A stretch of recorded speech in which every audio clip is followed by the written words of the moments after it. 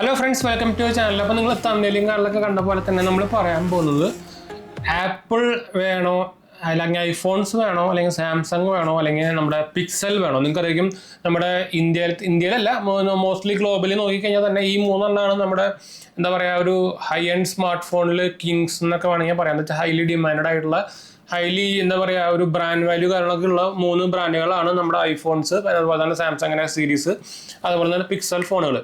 അപ്പോൾ ഇതിൻ്റെ കോമ്പറ്റീഷനായിട്ട് നോക്കിക്കഴിഞ്ഞാൽ സ്പെക്സും കാര്യങ്ങളൊക്കെ നോക്കിക്കഴിഞ്ഞാൽ ബാക്കി ചൈനീസ് ബ്രാൻഡ് ഉണ്ടെങ്കിലും പക്ഷേ ഈ മൂന്ന് ബ്രാൻഡുകൾക്കാണ് ഏറ്റവും കൂടുതൽ എന്താ പറയുക വാല്യൂ ആൾക്കാർ കൊടുക്കുന്നത്. പറയുമ്പോൾ റീസെൽ വാല്യൂ വലിയ കാര്യമായിട്ടൊന്നും ഇല്ല, എന്നാലും ഒരു എന്താ പറയുക ഒരു ബ്രാൻഡ് വാല്യൂ എന്നൊക്കെ വേണമെങ്കിൽ പറയാം, അതിനൊക്കെ കൊടുക്കുന്നത്. അപ്പം നിങ്ങൾ കമ്പയർ ചെയ്ത് നോക്കിക്കഴിഞ്ഞാൽ പ്രത്യേകിച്ച് നമ്മുടെ ഇന്ത്യയിലത്തെ സ്ഥിതി നോക്കിക്കഴിഞ്ഞാൽ ഈ മൂന്നെണ്ണത്തിൽ വെച്ച് ഏറ്റവും കൂടുതൽ കംപ്ലയിൻസ്, പ്രത്യേകിച്ച് നമ്മുടെ ഈ എന്താ പറയുക ഡിസ്പ്ലേ ഇഷ്യൂസ്, അതായത് നമ്മുടെ വാറണ്ടി കഴിഞ്ഞിട്ട് നമ്മൾ അപ്ഡേറ്റ് ചെയ്യുമ്പോൾ തന്നെ വരുന്ന, അതായത് അവരുടെ മിസ്റ്റേക്ക് കൊണ്ട് വരുന്ന നമ്മുടെ ഗ്രീൻ ലൈൻ ഇഷ്യൂസും കാര്യങ്ങളൊക്കെ ഏറ്റവും കൂടുതൽ വരുന്നത് സാംസങ്ങിനും ഐഫോൺസിനുമാണ്.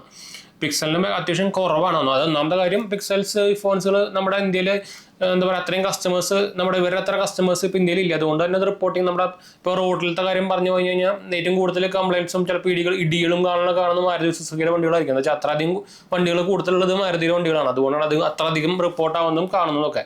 അതേ സ്ഥിതി തന്നെയാണ് ഇവിടെയും വന്നേക്കുന്നത്. പക്ഷേ ഈ മൂന്നെണ്ണത്തിൻ്റെ ബ്രാൻഡ് സൈഡിലത്തെ കസ്റ്റമർ കെയറിൻ്റെയും അതുപോലെ തന്നെ ബ്രാൻഡിൻ്റെ റെസ്പോൺസും കാര്യങ്ങളൊക്കെ എടുത്തു കഴിഞ്ഞാൽ നോക്കിക്കഴിഞ്ഞാൽ മൂന്നെണ്ണം എന്താ പറയുക ഒന്നിനൊന്ന് എന്താ പറയുക വേസ്റ്റ് തന്നെ വേണമെങ്കിൽ പറയേണ്ടി വരും. എന്ന് വെച്ചാൽ കസ്റ്റമറിൻ്റെ വാല്യൂസിനോ കസ്റ്റമറിൻ്റെ പൈസയ്ക്കോ ഒരു പ്രത്യേകിച്ച് ഐഫോൺസും സാംസങ്ങും.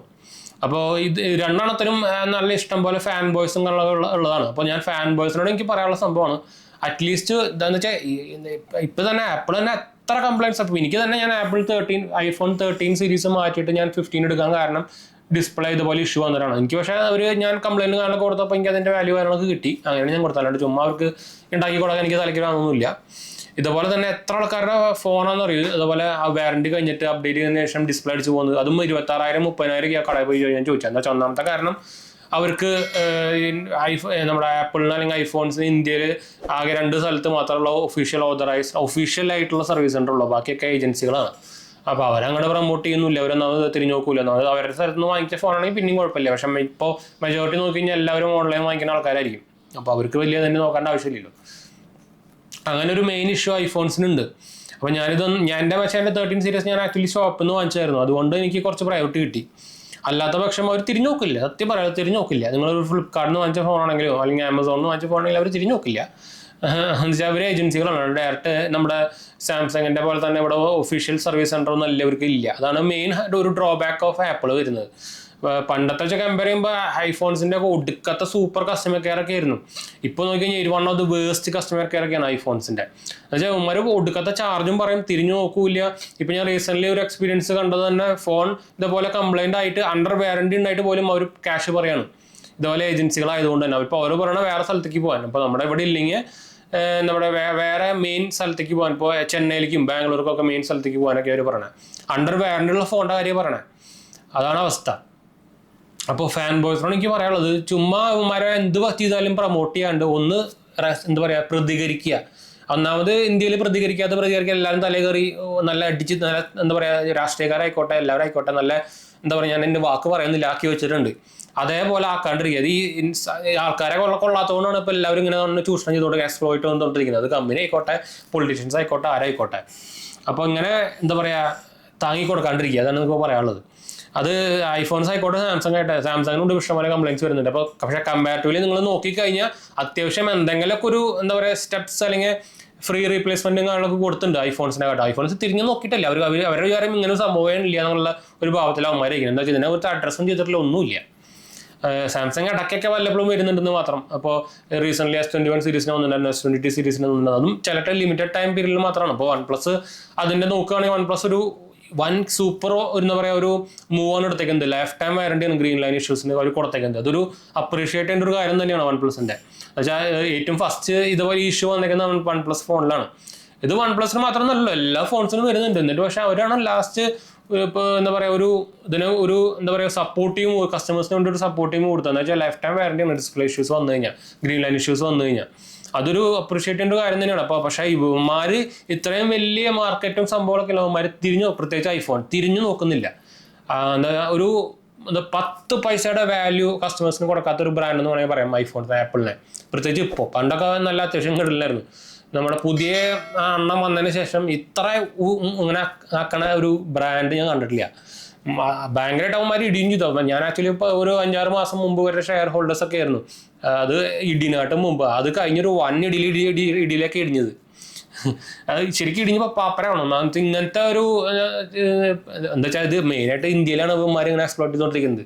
യൂറോപ്പിലേക്ക് പോയി കഴിഞ്ഞാൽ അവിടെ കൺസ്യൂമറിലൊക്കെ ഭയങ്കര സാധനമായക്കാർക്ക് അങ്ങനെ ഉരുണ്ട് കളിക്കാൻ പറ്റില്ല. അതാണ് പറഞ്ഞത്. പിന്നെ കുറച്ചൊക്കെ ആൾക്കാരെ ഗുണങ്ങൾ കയ്യിലൂടെ ഉണ്ടെന്ന് വെച്ചാൽ ഇവിടുത്തെ ആൾക്കാരെ താങ്ങി പിടിക്കാൻ മാത്രമല്ല കൂടുള്ളൂ. എന്തെങ്കിലും കംപ്ലയിൻസ് ഉണ്ടെങ്കിൽ എന്താ പറയുക, അതിന് റെക്ടിഫൈ ചെയ്യാനോ അല്ലെങ്കിൽ സൊല്യൂഷൻ കാണാനോ നല്ല ചെയ്യാൻ, താങ്ങി പിടിക്കാനാണ് പോകുന്നത്. അത്രയധികം ഫാൻ ബോയ്സ്, ഈ ഫാൻ ബോയ്സുകളുടെ എനിക്ക് ലോജിക്ക് മനസ്സിലാവുന്നില്ല. ഇവരുടെ ചില സമയത്ത് വന്നിട്ട് ഇപ്പോൾ പൊളിറ്റീഷ്യൻസുകളായിക്കോട്ടെ, സിനിമാക്കാരുടെ ഫാൻ ബോയ്സ് ആയിക്കോട്ടെ, ബ്രാൻഡുകളുടെ ഫാൻ ബോയ്സ് ആയിക്കോട്ടെ, ഇവരുടെ വർത്തമാനം ഇറക്കി കേട്ട് കഴിഞ്ഞാൽ അവരാണ് ഈ കമ്പനിയുടെ ഓണർന്ന് നമ്മൾ വിചാരിച്ചു. അങ്ങനെയാണ് ഇവരുടെ വർത്തമാനം കേട്ട് കഴിഞ്ഞാൽ. കമ്പനീസ് ഓണറിന് പോലും ഇങ്ങനെ റെസ്പോണ്ട് ചെയ്യുന്നുണ്ടാവില്ല. അതുപോലത്തെ കോമൻസസ് ഇല്ലാത്ത ആൾക്കാരാണോ എനിക്ക് മനസ്സിലാവുന്നില്ല. ഇത്ര അധികം തലയ്ക്ക് ഉള്ളിൽ എന്തും ഇല്ലാത്ത ആൾക്കാർ വർത്തമാനം പറഞ്ഞു. ഞാൻ ഇപ്പോൾ റീസെൻ്റ്ലി ഞാൻ കുറേ ഒരു വീഡിയോൻ്റെ കമൻസ് എടുത്ത് നോക്കിയപ്പോഴാണ് ഐഫോൺസിൻ്റെ ഫാൻ ബോയ്സ് വന്നിട്ട് പറയണ്ട, ഇത്രയും ബോധമില്ലാത്ത ആൾക്കാരൊക്കെ ഉണ്ടല്ലോ ഒന്ന് ആലോചിക്കുമ്പോഴാണ് ഞങ്ങൾക്ക് സംശയമാണത്. അതും ഇത്ര സാക്ഷരതാ കൂടുതലുള്ള കേരളത്തിൽ. അതാണ് സംഭവം. അപ്പോൾ നോക്കിക്കഴിഞ്ഞ് കഴിഞ്ഞാൽ ഈ 3 ഫോണുകളും കണക്ക് തന്നെയാണ്. പക്ഷേ കമ്പാരിറ്റീവ്ലി ഞാനിപ്പോൾ ഈ 2 ഫോണും ഞാൻ പറഞ്ഞ ഈ 2 ബ്രാൻഡുകളും എൻ്റെ പ്രൈമറി സെക്കൻഡറി ഫോണുകളാണ്. ഗൂഗിൾ പിക്സലുണ്ടെന്ന്, ഗൂഗിൾ പിക്സൽ ഞാൻ കൊടുത്തു എന്ന് വെച്ചാൽ നമുക്ക് ഞാനിപ്പോൾ ഇനി ഒരു എന്താ പറയുക OnePlusൻ്റെ ഓപ്പൺ ഓർഡർ ചെയ്തിട്ടുണ്ട്. ഒരു എന്താ വെച്ചാൽ ഇപ്പോൾ പ്രീമിയം കസ്റ്റമേഴ്സൊക്കെ എല്ലാവർക്കും ഫോൾഡാണ്, അല്ലാണ്ട് ഈ ഐഫോൺ കൂടുതലും നല്ല എല്ലാവരും ഉപയോഗിക്കുന്നത്. ഇതൊക്കെ ഇപ്പോൾ നമ്മുടെ എന്താ പറയുക പണ്ടത്തെ ലോക്കൽ നോക്കിയ പോലെ ഉണ്ടാകുന്നില്ലേ പണ്ടത്തെ, അതേപോലത്തെ ചീസാനാണ്. അതിനിപ്പോൾ പണ്ടത്തെ പോലെ റീസെയിൽ വാല്യൂ ഇല്ല. അത് സാധനം പോകുന്നില്ല, റീസെയിൽ വാല്യൂ പോട്ടെ, സാധനം ഇപ്പോൾ ആർക്കും വേണ്ട, സെക്കൻഡ് ഹാൻഡ് ഒന്നും ആർക്കും വേണ്ട. അതാണ് സ്ഥിതി. എൻ്റെ മാക്ബുക്ക് കൊടുക്കാൻ പറ്റും ഞാൻ പാട്. പിന്നെ എന്താണെന്ന് വെച്ചാൽ എൻ്റെ ഇവരുടെ എല്ലാ സാധനവും ഉണ്ടായിരുന്നു. നമുക്ക് ഒന്നാമത് വീഡിയോ എടുക്കാൻ അതേപോലെ ഞാൻ ഈ ഐഫോൺ കൊടുക്കാത്തത് കൊണ്ടാണ്. നമുക്ക് എന്തായാലും വീഡിയോ പർപ്പസിന് വേണം.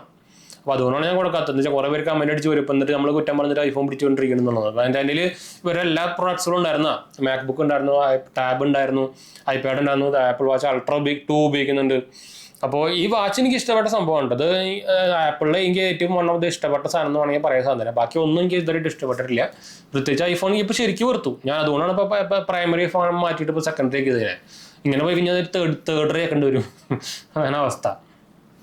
അപ്പോൾ ഇതെനിക്ക് അത്യാവശ്യം ഇഷ്ടപ്പെട്ട സംഭവമാണ്. പക്ഷേ ഈ സാധനം ഐഫോൺ ഇല്ലാണ്ട് ഈ സാധനം യൂസ് ചെയ്യാൻ പറ്റില്ല. അതാണ് ഇതിൻ്റെ one of the main drawback. ഇപ്പോൾ യൂറോപ്യൻ യൂണിയനൊക്കെ ഇതിനെതിരെ പറഞ്ഞിട്ടുണ്ടായിരുന്നല്ലോ. അതൊരു മെയിൻ പ്രോബ്ലമാണ്. അപ്പോൾ അതുകൊണ്ട് എനിക്കിത് ഇപ്പം ഞാൻ പ്രൈമറി ഫോൺ മാറ്റിയപ്പോൾ തന്നെ ഇപ്പോൾ സാംസങ്ങിൽ ഈ സാധനം ഉപയോഗിക്കാൻ പറ്റില്ല. അല്ലെങ്കിൽ സാംസങ് വാച്ച് ഉണ്ട് സെപ്പറേറ്റ് വേറെ. എന്നാലും എനിക്ക് സാധനം അത്യാവശ്യം എന്ന് വെച്ചാൽ അത്യാവശ്യം നല്ല ബാറ്ററി ബാക്കപ്പ് കിട്ടുന്നുണ്ട്. 4 to 5 days ഒക്കെ ബാറ്ററി ബാക്കപ്പ് കിട്ടുന്നുണ്ട്. വലിയതാണ്, എനിക്ക് വലിയ വാച്ചുകൾ ഭയങ്കര ഇഷ്ടമാണ്. അതുപോലെ തന്നെ നമുക്ക് ഇതിൻ്റെ സ്ട്രാപ്പുകൾ എനിക്ക് ഭയങ്കര ഇഷ്ടമാണ്. ഇങ്ങനത്തെ സ്ട്രാപ്പുകൾ എനിക്ക് ഭയങ്കര ഇഷ്ടമാണ്. ലൈറ്റ് വെയിറ്റ് ആണ്, ഫാസ്റ്റ് ചാർജിങ് ഉണ്ട്, എല്ലാം ഓൾമോസ്റ്റ് എല്ലാ സംഭവം ഇതിലുണ്ട്. അപ്പോൾ അതുകൊണ്ടാണ് ഞാൻ ഈ സാധനം കിട്ടിക്കൊണ്ട് നടക്കുന്നത്. ഞാൻ പക്ഷേ എൻ്റെ മാക്ബുക്കും ഐപാഡൊക്കെ വിറ്റു. അത് മാക്ബുക്കാണ് ഇതിൻ്റെ അമ്മ, അത് പോകാൻ വേണ്ട പാട്. എത്ര ആഡാണ് ഞാൻ കൊടുത്തതെന്ന് അറിയാം. ഇതും പെയ്ഡ് ആഡുകൾ ആർക്കും വേണ്ടപ്പോൾ. അതുപോലെ ഐപാഡും തന്നെ സ്ഥിതിയായിരുന്നു. 3 മാസം ആയപ്പോൾ ഞാൻ ഇട്ടതാണ് ആഡ്. ഒരു 7 മാസം ആയപ്പോഴാണ് സാധനം വിറ്റുപോയത്. അത്ര ദിവസം ഫുൾ എല്ലാ 3 മാസവും എല്ലാ മാസവും പെയ്ഡ് ആഡ് ഇട്ടിട്ടാണ് സാധനം കഴിഞ്ഞ് പോയത്. അതും അതുപോലെ തന്നെ എൻ്റെ മുമ്പത്തെ എൻ്റെ ഒരു ആപ്പിൾ വാച്ചിനായിരുന്നു, ആപ്പിൾ വാച്ച് SE 2. അത് പോയത് ഇതുപോലെ തന്നെയാണ്. അതും ഭയങ്കര ചീപ്പ് പ്രൈസിനൊക്കെയാണ് പോകുന്നത്. ആർക്കും വേണ്ട ഈ സാധനം. 10 പൈസയ്ക്ക് വിലയിൽ റീസെയിൽ ഇല്ലാത്ത സാധനം ഇപ്പോൾ ആപ്പിളിൻ്റെ പ്രോഡക്ട്സുകൾ. അപ്പോൾ അതുകൊണ്ടാണ് നമ്മൾ പറഞ്ഞു വന്നത്. അപ്പോൾ നിങ്ങൾ ഒന്ന് റെസ്പോണ്ട് ചെയ്യുക. കംപ്ലയിൻസ് വരുമ്പോൾ ഫാൻസൊക്കെ ആയിക്കോത് പോട്ടെ, കംപ്ലയിൻസ് വന്നാൽ റെസ്പോണ്ട് തന്നെ ചെയ്യണം. അല്ലാണ്ട് അതിനെ താങ്ങി പിടിച്ചാണെന്നൊരു കാര്യമില്ല. അവന്മാരെ നിങ്ങൾ ഒന്നാമത് നിങ്ങളെ ഫാനാണോ എന്താ പറയുക ഇതാണെന്നോ അവർക്കൊന്നും അറിയില്ല. എന്നാൽ അവർക്ക് ഒരു 10 പൈസയുടെ ഒരു കുഴപ്പമില്ല. നിങ്ങൾ പോയി കഴിഞ്ഞാലും കുഴപ്പമില്ല അവർക്ക്. അപ്പോൾ ഇതുപോലെ റെസ്പോണ്ട് ചെയ്യാൻ നോക്കുക. അതാണ് നമുക്ക് ആദ്യം ചെയ്യാനുള്ളൊരു പരിപാടി. അല്ലെങ്കിൽ ഈ ഇതുപോലെ വലിയ ബ്രാൻഡുകൾ നമ്മൾ എക്സ്പ്ലോർ ചെയ്തുകൊണ്ടേയിരിക്കും. ഇപ്പോൾ ഞാൻ പറഞ്ഞ 3 ബ്രാൻഡുകളും കണക്ക് തന്നെയാണ്. അത് വേറെ കാര്യം. പിന്നെയും ഭേദം എനിക്ക് തോന്നുന്നത് പിക്സലാണെന്ന് തോന്നുന്നു. പക്ഷേ പിക്സലിന് നമുക്ക് ഡയറക്റ്റ് സർവീസ് സെൻ്ററും കാര്യങ്ങളൊന്നും നമ്മുടെ കേരളത്തിലില്ല. എറണാകുളത്തുണ്ട്, അങ്ങനെ കുറച്ച് സ്ഥലത്തുള്ളൂ. അപ്പം ഞാൻ പിക്സൽ യൂസറായിരുന്നു. പിക്സൽ ഞാൻ ഇപ്പോൾ കൊടുത്തു. ഇനിയിപ്പോൾ 9 വാങ്ങിക്കണോ എന്നൊരു ആലോചനയിലുണ്ട്. എന്ന് വെച്ചാൽ അവരുടെ ഒരു യൂസർ എക്സ്പീരിയൻസ് ഭയങ്കര സംഭവമാണ്. അവരുടെ ഒരു OS UI കാരണം, അതുപോലെ തന്നെ ഒപ്റ്റിമൈസേഷൻ കാരണം അതൊരു എക്സ്പീരിയൻസ് ചെയ്യേണ്ട ഒരു സംഭവം തന്നെയാണ്. നിങ്ങൾ ഒരു ദൂരമായിട്ട് പിക്സൽ ഉപയോഗിച്ചിട്ടില്ലെങ്കിൽ ഒന്ന് ട്രൈ നോക്കുക. ഒരു വെറൈറ്റി എക്സ്പീരിയൻസ് തന്നെയാണ്. എന്താ പറയുക ബട്ടർ സ്മൂത്ത് എന്നൊക്കെ പറയില്ല, അതുപോലെയാണ് പറയുമ്പോൾ അവരുടെ പ്രൊസസ്സറൊക്കെ ഒരു മിഡിൽ കാറ്റഗറി വരുന്ന പ്രൊസസ്സറൊക്കെയാണ് ടെൻസറിൻ്റെ സംഭവങ്ങൾ. പക്ഷേ അതൊരു ഒപ്റ്റിമൈസേഷൻ, ഒന്നര ഒപ്റ്റിമൈസേഷനാണ് അത് പറയാണ്ടിരിക്കാൻ വയ്യ.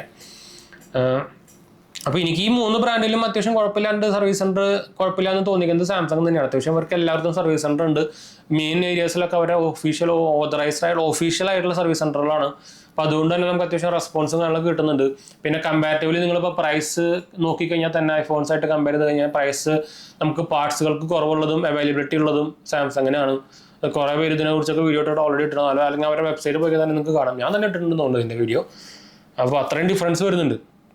അപ്പോൾ അതുകൊണ്ടൊക്കെ ഞാൻ എടുത്ത് പറയാൻ കാരണമല്ലാണ്ട് ഇപ്പോൾ ഞാൻ സാംസങ്ങിൻ്റെ ഫാൻ ബോയ് അല്ല, ഞാൻ ആപ്പിളിൻ്റെ ഫാൻ ബോയ് അല്ല, പിക്സലിൻ്റെ ഫാൻ ബോയ് അല്ല. അപ്പം ഞാൻ യൂസറാണ്, അല്ലാണ്ട് ഫാനല്ല. അത്ര എനിക്ക് പറയുള്ളൂ. അപ്പോൾ എന്തായാലും നമുക്ക് വൈൻഡപ്പ് ചെയ്യാം. നമ്മുടെ 2 ചാനൽസ് കാണാത്ത പോയി കണ്ടു, സബ്സ്ക്രൈബ് ചെയ്യുക, സപ്പോർട്ട് ചെയ്യുക, ഫ്രണ്ട്സിലേക്ക് ഫാമിലിക്ക് ഒന്ന് ഷെയർ ചെയ്യുക. എന്തെങ്കിലും സംശയങ്ങളൊക്കെ ഉണ്ടെങ്കിൽ കമൻറ്റ് ചെയ്താൽ മതി. നമ്മളെല്ലാ കമൻറ്റ് റിപ്ലൈ ആക്കുന്നതാണ്. നമ്മുടെ 2 മെയിൻ ചാനൽസ് കാണാത്ത പോയി കണ്ടു, സബ്സ്ക്രൈബ് ചെയ്യുക, സപ്പോർട്ട് ചെയ്യാം. അടുത്ത വീഡിയോയിലാണ്.